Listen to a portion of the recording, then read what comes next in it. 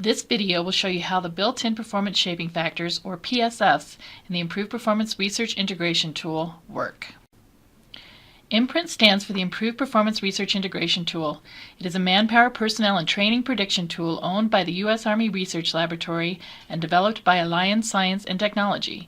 It is freely available to U.S. government employees and contractors. In this video, I'm going to discuss how the performance shaping functions in IMPRINT work. Why are PSFs needed? Well, they allow analysts to predict the impacts of personnel training and environmental conditions on human performance. Those are the three focused areas. The first is personnel. Will different personnel perform a task better or worse than another? The second is training. Will a well-trained operator perform better than an operator who has not been trained recently? The third is the environment.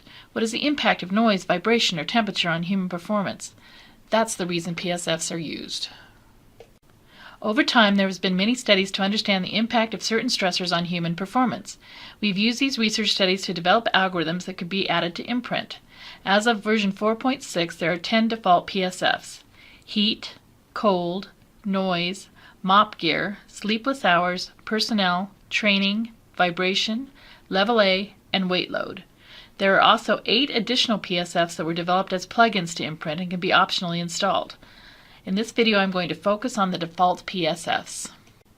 You might want to use PSFs to answer questions like, can the crew still configure a system in 2 minutes or less when they're required to be in MOPP Gear 4? Which will degrade performance on this task the most, extreme heat or extreme cold? What is the combined effect of lack of sleep and extreme heat on mission performance?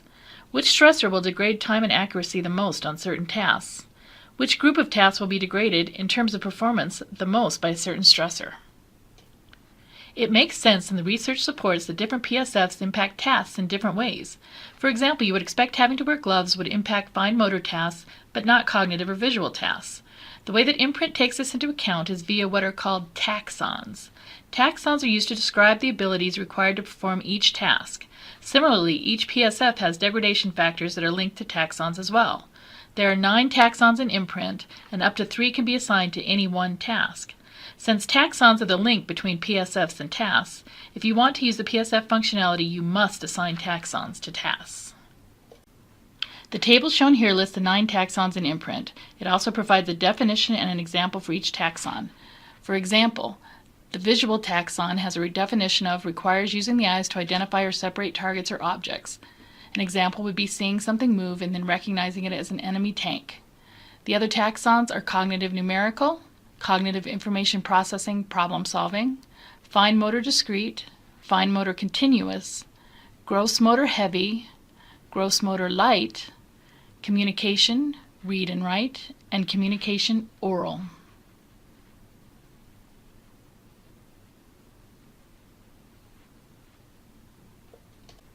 Here are some things to remember when you use PSFs. When you apply PSFs to an IMPRINT task, one of 4 things could happen. 1. Task accuracy will go down. 2. Task timing will go up. 3. Both accuracy and time will be impacted. Or 4. The PSF will have no impact on a task. Users can specify what tasks and operators to apply PSFs to. IMPRINT calculates the stressor effect first by calculating the stressor effects for each individual taxon, and then using the taxon weights to calculate the overall effect. Cumulative effects of PSFs can dramatically impact mission times and effectiveness. Comparative runs provide the capability to analyze mission impacts of different environmental conditions. As I mentioned earlier, there are 10 default or built-in PSFs in IMPRINT. They are heat, cold, noise, MOPP, sleeplessness, vibration, level A gear, personnel, training, and weight load. Each PSF has 1 or more parameters that can be selected. For heat, the parameters are temperature and humidity. For cold, it is temperature and wind, etc. The next 2 slides show what impact each PSF has on the various taxons. Cells with an A in them indicate that the PSF impacts accuracy. For example, the heat PSF impacts task accuracy for tasks that are visual. Cells with a T indicate that the PSF impacts time.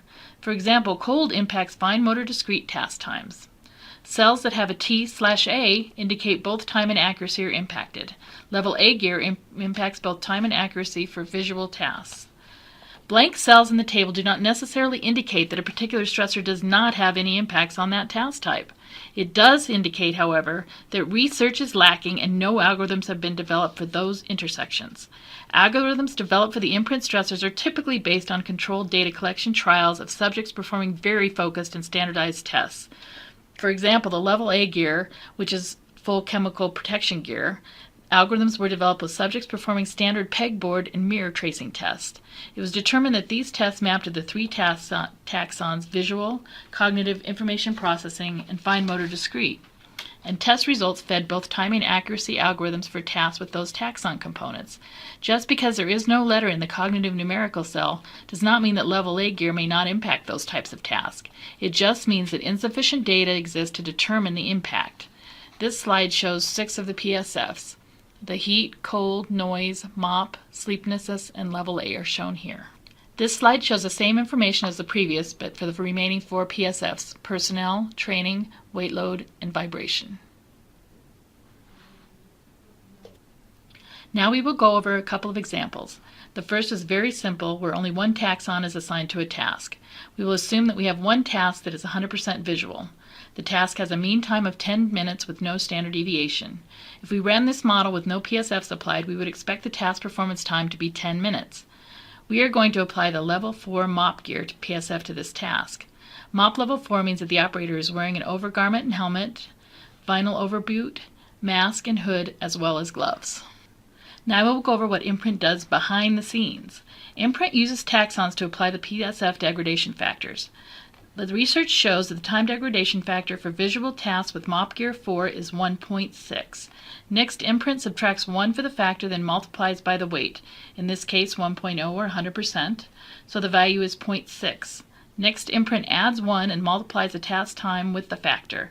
In this case, our new task time will be 16 minutes, or 1.6 times 10. In IMPRINT, you can see I have developed a simple model with a start task, an end task, and one task in between them. Open the task description by double-clicking on the task. There are 8 tabs on a task description window for users to define the parameters. From here you can see that I've set the task time to be a mean of 10 with a standard deviation of 0. Now let's go look at the taxons tab. You can see here that the visual recognition discrimination field has a weight of 1 or 100%. All other taxons are 0. Without PSFs applied, we would expect this model to take 10 minutes. So let's run the model by clicking on the play icon on the toolbar. Let me close this class description window, and we'll click play. You can see the model executed. Looking at the output window and the message bar, I can see that the simulation clock time was 10 minutes. So the model did indeed take 10 minutes. Now let's open the PSF window by clicking the performance shaping icon on the toolbar. There are 4 tabs on the PSF window. The first one is labeled Settings. From here you specify what PSFs you want to turn on or off by checking the boxes. In our case, you can see that the only stressor marked is the PTS MOPP gear. We also want to turn on the Enable PSF Adjustments by clicking on the box right at the top corner. MOPP gear impacts tasks, so let's go look at the Task Data tab.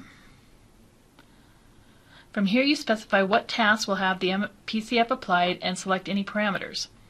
The PCF task 10 minutes is enabled. So that means that our PSF is going to impact that task but not the start or the end task. To set the MOPP level, we go over here and pick the drop-down box and we make sure it's set at level 4. Notice IMPRINT also displays examples for you, so you can now see what MOPP gear descriptions are. So now we've enabled the PSFs and set the parameters, so we're ready to execute it again. Remember, we expect the duration to be 16 minutes. So I'm going to run the model again by clicking the play icon. Now let's go look at our output window and our message bar, and indeed it did take 16 minutes. This simple example showed that by having an operator wear level 4 MOPP gear while performing a visual task, the task takes 60% longer. It went from 10 minutes to 16 minutes. Now we are going to look at a more complicated example where 3 taxons are assigned to a task. This time the single task is 10% fine motor discrete, 50% visual, and 40% gross motor light. We will once again apply MOPP gear level 4 PSF. The research shows that the time degradation for the fine motor discrete is 1.7, visual is 1.6, and gross motor light is 1.5. Next, IMPRINT subtracts 1 from each factor, then multiplies by the corresponding weight, which is 0.1, 0.5, and 0.4. IMPRINT then adds the values together to get 0.57. Next, IMPRINT adds 1 and multiplies the task time with a factor. In this case, our new task time will be 15.7 minutes, or 15 minutes and 42 seconds. This is determined by multiplying 1.57 by 10 minutes. Back in IMPRINT, I still have the same model with one task, but it's a little bit more complex. So I'm going to open the task description window by double-clicking on it. My time and accuracy tab once again says this task should take 10 minutes with 0 standard deviation. Now I'm going to go over to my taxons tab, and now instead of all of the weighting beyond the visual recognition, I've only got 0.5 or 50% on that taxon. Down in my fine motor discrete I have 0.1 or 10%, and down at my gross motor light I have 0.4 or 40%. So once again, without PSFs applied, we would expect this model to take 10 minutes. So let's go ahead and run it again. And here you go, my clock says 10 minutes and my message bar clock says 10 minutes. So now let's open the PSF window, make sure our MOPP gear is selected, and enable PSF adjustments so that they'll be applied during the model run. Now let's go to the Task Data tab and make sure that our one task is enabled for PSFs and has level 4 MOPP gear. Good. So now we've enabled the PSFs and set the parameters, so we're ready to execute it again. Remember, we expect the duration to now be 15 minutes and 42 seconds. So let's run the model by clicking the play button and look at the output window, and indeed our model now took 15 minutes and 42 seconds, both on the message bar and the output window. This simple example shows that by having an operator wear MOPP IV gear while performing a fine motor, visual, and gross motor task, the task would take 57% longer. It went from 10 minutes to 15.7. If you are interested in finding out more about the PSFs in IMPRINT and how they were implemented, please see any of the references listed here. Thank you very much for viewing this video, and I hope you can now understand a little better how PSFs in IMPRINT work. If you do not already have IMPRINT and would like a copy, please contact ARL using the really long email listed here. Happy modeling with PSFs!